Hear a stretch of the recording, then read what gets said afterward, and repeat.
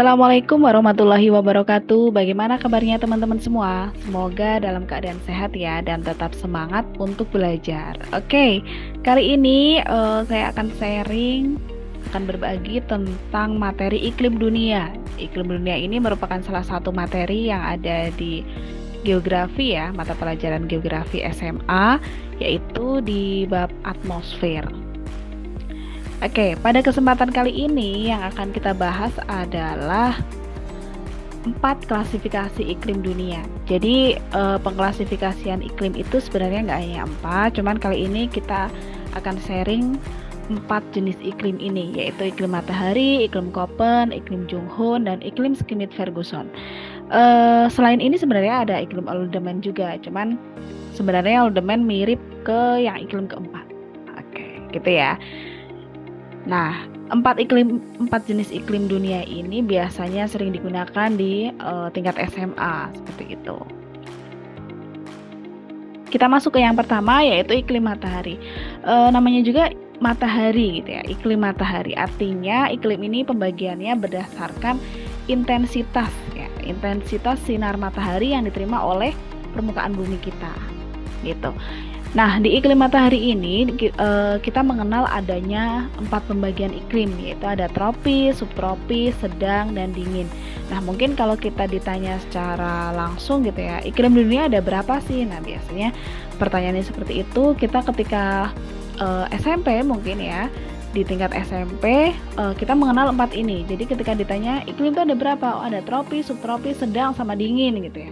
Nah, sekarang di tingkat SMA itu lebih diperinci lagi gitu ya, dan ternyata kita menemukan ada beberapa pembagian iklim gitu yang harus kita kuasai. Nah, iklim tropis, subtropis, sedang, sama dingin ini tadi sudah saya sampaikan, dia berdasarkan sinar matahari ya, intensitas sinar matahari yang diterima oleh permukaan bumi, sehingga setiap daerah itu karena sinar mataharinya berbeda-beda intensitasnya, maka dia menghasilkan klasifikasi iklim yang berbeda gitu ya. Bagaimana sih cara kita membaca pembatasnya? Kita ambil contoh yang tropis. Tropis itu contohnya kayak kita ya di Indonesia. Nah, tropis ini mulai dari 0 derajat sampai 23,5 derajat lintang utara maupun lintang selatan. Artinya sepanjang garis ini ya, setebal ini dia masuknya adalah iklim tropis gitu.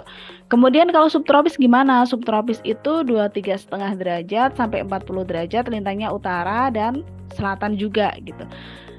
Nah, perlu teman-teman ketahui bahwa matahari kita itu secara gerak semu tahunan matahari itu maksimal di 23,5 derajat lintang utara dan lintang selatan. Artinya matahari kita itu paling di belahan bumi selatan itu paling bawah itu di 23,5 derajat. Sedangkan paling utara juga 23,5 derajat. Garis edar taurannya seperti itu. Ya. Jadi ketika mulai dari bulan Maret itu posisinya di 0 derajat atau di khatulistiwa gitu kan. Kemudian gerak semu tahunan matahari itu dia searah jarum jam. Jadi muternya itu searah jarum jam, berputarnya searah jarum jam. Nah, dari bulan Maret kemudian ke Juni itu nanti di belahan bumi utara, yaitu di 23,5 derajat lintang utara. Kemudian nanti ketika bulan September kembali lagi ke khatulistiwa atau 0 derajat, dan di bulan Desember itu ke belahan bumi selatan, yaitu 23,5 derajat. Seperti itu, matahari kita melakukan gerak semu tahunan. Nah, sehingga karena maksimal itu di 23,5 derajat, artinya di 40 derajat sampai ke 90, maka intensitas sinar mataharinya sangat berkurang. Nah, sehingga di 40 derajat sampai 66,5 derajat lintang utara maupun lintang selatan ini iklimnya menjadi iklim sedang. Kemudian lebih dari 66,5 derajat lintang utara dan lintang selatan itu baru kategorinya adalah dingin. Contohnya gini, teman-teman ingin pergi ke Jepang semuanya ya. Kemudian teman-teman pengen merasakan salju gitu ya, hujan salju. Nah, Berarti karena kita mengenal adanya gerak semu tahunan matahari, berarti teman-teman kalau pengen ke Jepang, Jepang itu kan berarti berada di belahan bumi utara gitu ya. Dia utaranya Indonesia, ibaratnya dia di belahan utara gitu ya. Tapi nggak utara persis ya dengan Indonesia. Oke, nah berarti teman-teman bisa ke sana itu ketika bulan Desember tentunya ya, karena ketika Desember itu matahari sedang di belahan bumi selatan. Artinya belahan bumi utara dia dingin ya, kondisinya dingin karena jauh dari matahari seperti itu, sehingga salju bisa turun. Nah, kalau kita posisinya di Indonesia, kita di Khatulistiwa ya, kita mendapatkan intensitas sinar matahari sepanjang tahun itu sama gitu. Karena kita dikelilingi sama matahari ibaratnya gitu ya. Dikelilingi sama matahari sehingga kita hanya mengenal 2 musim ya, ada kemarau dan penghujan. Makanya kita di kategori iklim tropis. Oke, seperti itu ya penjelasannya untuk iklim matahari. Kita lanjut ke yang kedua, yaitu Köppen. Nah, iklim Köppen ini beda ya dengan iklim matahari. Kalau iklim matahari tadi berdasarkan intensitas sinar matahari, kalau Köppen itu dia mengklasifikasikan iklim itu berdasarkan dengan suhu dan curah hujan. Ya, suhu dan curah hujan. Curah hujan itu nanti dari kelembapannya gitu ya. Nah, Köppen sendiri dia sudah menentukan ya tipe-tipe iklim. Nah, yang dia tentukan ada 5 ya secara garis besarnya. Ada tipe A, B, C, D, dan E. Nah, kelima ini mencakup dunia gitu ya. Ada yang dia kategorinya hutan hujan tropik ya, iklim hujan tropik, ada yang iklim kutub seperti itu. Nah, ini sesuai dengan kondisi wilayahnya yang ada di dunia dan tentunya ditentukan oleh suhu dan curah hujan. Iklim Köppen ketika diterapkan di Indonesia, di tempat kita gitu ya, kita masuk di kategori yang A gitu ya. Iklim A, iklim tipe A atau iklim hujan tropik. Kenapa iklim hujan tropik? Karena kita memiliki ini curah hujannya tinggi gitu ya, suhunya juga di atas 18 derajat ya. Nah, dari tipe iklim A ini di Indonesia itu nanti dipecah lagi. Jadi sebenarnya iklimnya Köppen itu dari tipe A, B, C, D, dan E itu nanti masih ada anakannya lagi seperti itu. Nah, kalau di Indonesia itu iklim A-nya itu dibedakan menjadi 3. Jadi ada AF, ada AM, ada AB. B-nya kecil ya. Nah, ini AF, AM sama AW. Kalau AF itu untuk daerah hutan hujan tropis ya. AF, AM itu hutan musim, AW itu untuk sabana. Nah, jadi ini mencirikan kondisi bioma atau flora yang ada di Indonesia gitu ya. Kita bisa melihat kondisi iklim AF itu di Sumatera, Kalimantan, Papua gitu ya.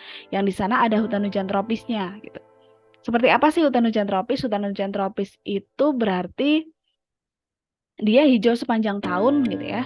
Hijau sepanjang tahun, kemudian hutan hujan tropis itu memiliki kanopi ya. Jadi kanopi itu adalah ranting-ranting pohon yang saling menutup ya, sehingga dasar hutannya itu tidak terkena atau kena tembusan sinar matahari. Jadi dasar hutannya itu gelap gitu ya. Sinar matahari tidak bisa masuk ke dasar hutan. Artinya ketika kondisinya seperti itu, berarti di dasar hutannya itu lembab, kemudian nanti yang bisa tumbuh mungkin seperti lumut, kemudian paku-pakuan gitu ya. Itu iklim AF, hutan hujan tropis ya. Nah, iklim AF ini tumbuhannya otomatis dia heterogen ya, macam-macam.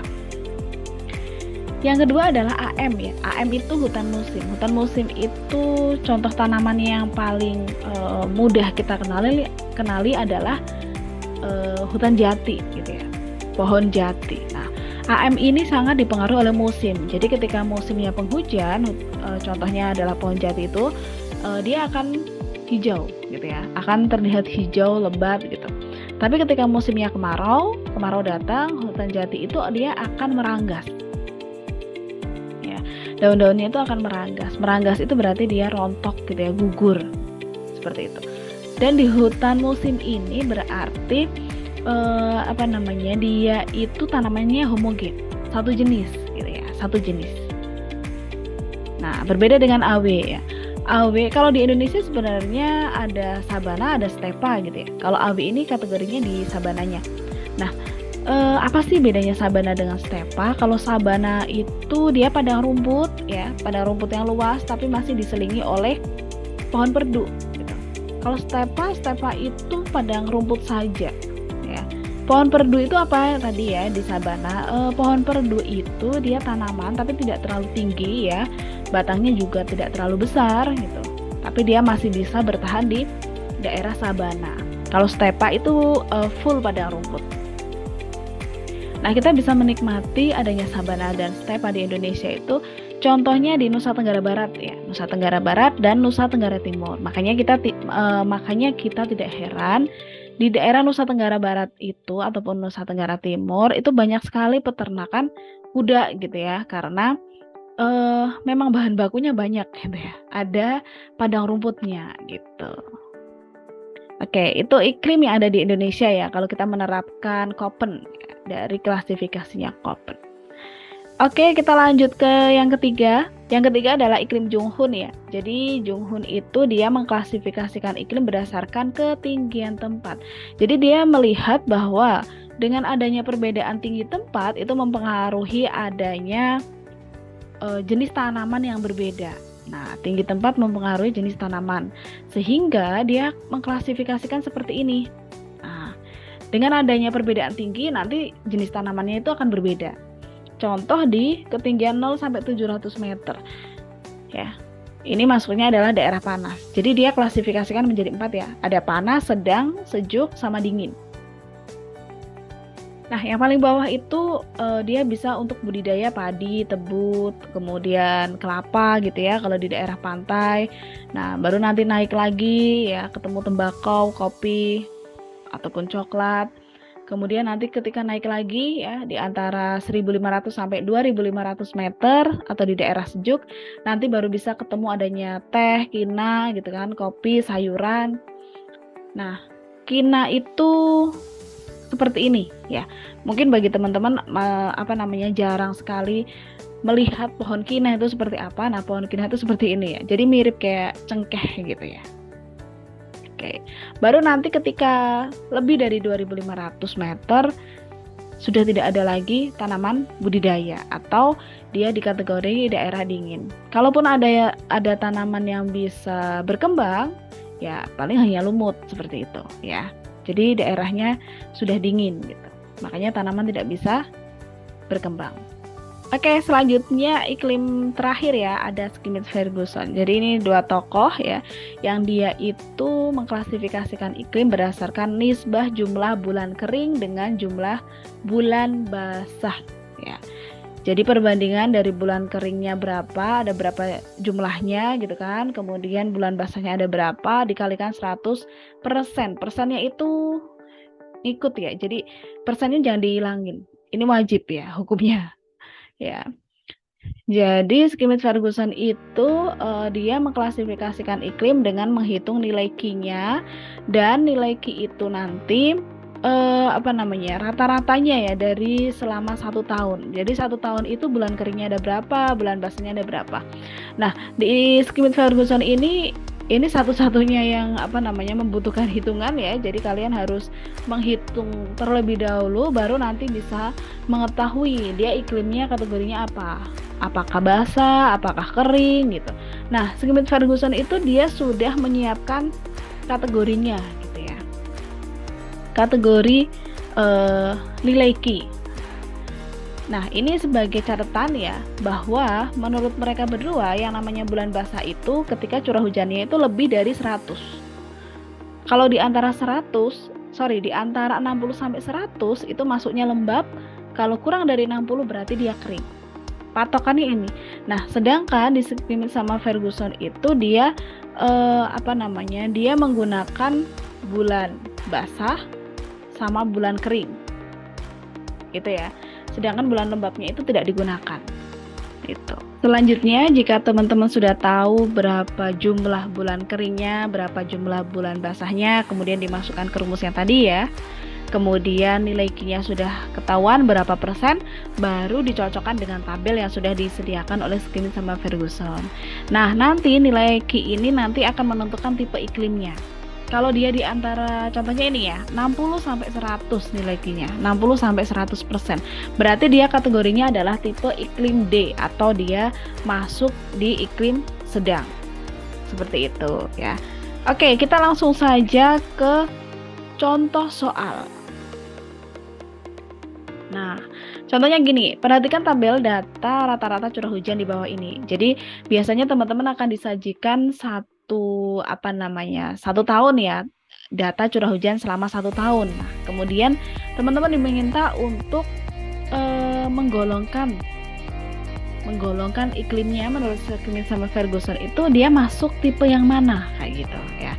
Oke, cara mengerjakannya gimana? Yang pertama kita tentukan dulu bulan keringnya. Tadi sudah ada kriterianya ya, bahwa bulan kering itu ketika curah hujannya kurang dari 60 gitu ya. Kita lihat tabel curah hujannya, mana yang kurang dari 60.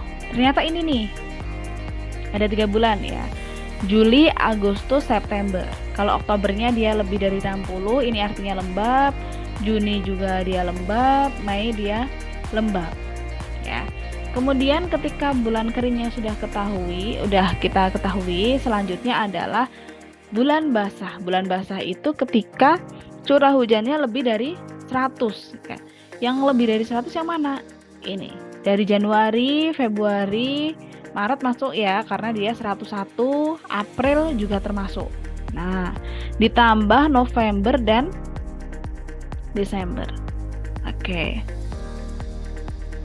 Berarti kita ambil kesimpulan bahwa bulan keringnya ada berapa? Ada 3 ya, yaitu bulan Juli, Agustus, sama September. Kemudian bulan basahnya ada 1, 2, 3, 4, 5, 6. Oke. Seperti itu ya. Jadi teman-teman tidak perlu menjumlahkan gitu ya. Contohnya bulan keringnya, berarti 57 ditambah 50 ditambah 56 berapa, itu enggak ya. Tapi ada berapa kategori yang masuk bulan kering kayak gitu. Ada berapa kategori yang dia masuk bulan basah gitu. Simple ya. Oke. Nah, setelah kita ketahui dari bulan kering dan bulan basah, baru kita masukkan ke rumus Q yang tadi. Nah, jadi kita bisa ambil kesimpulan seperti ini ya. Bulan keringnya ada 3 jumlahnya, kemudian bulan basahnya ada 6, kita masukkan ke rumus Q ya. 3/6 dikali 100%. Persennya jangan lupa ya. Kemudian nilai Q-nya adalah 50%. Nah, ketika 50% nilai Q-nya, berarti kita tinggal mencocokkan dengan tabel nilai Q yang tadi ya. Nah, kita ambil kesimpulan berarti jadi berdasarkan pembagian iklim Schmidt Ferguson, kota A itu tergolong iklim C atau iklim yang agak basah, seperti itu. Oke, seperti itu dulu ya penjelasan kita kali ini tentang pembagian iklim dunia. Semoga bermanfaat dan menambah wawasan teman-teman semua. Dan jangan lupa untuk tetap semangat belajar. Oke, sampai di sini dulu. See you next time. Wassalamualaikum warahmatullahi wabarakatuh.